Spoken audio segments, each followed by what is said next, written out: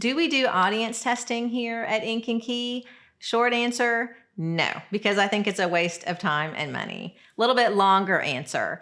I don't believe that audience testing is effective. I don't think that for most people, audience testing for names only gets you the outcomes that you're hoping for. Most people, when they want to do audience testing for a name, they have good motives. They are needing some help and maybe some affirmation about the decisions that they're making. They want to make sure that they're choosing the right name, and they might just be a little bit unsure about that decision. They might be looking for some extra help.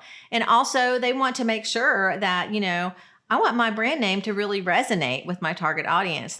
Those are all really, really good things. But the thing is, when you're testing a name only, you're testing a word on a screen. So that word that can become your brand isn't your brand yet. It's just a word. It's just a name on a screen. So the people that are doing the audience testing and they're looking at a list of names and people are asking them questions about it, they're forced to look at a brand name that's out of context of the entire brand. When we encounter brands in the real world, we encounter them in the context of there's visual brand assets like a logo, there's a website, it might be in an ad, it might be on a billboard, it might be in a sales letter, it might be when we're talking face to face with someone. And so we create associations about a brand based on all different attributes, but they're all things that happen in a real world context. And so when you ask people to, you ask them questions and you're asking them to test out this name and rate a name possibly,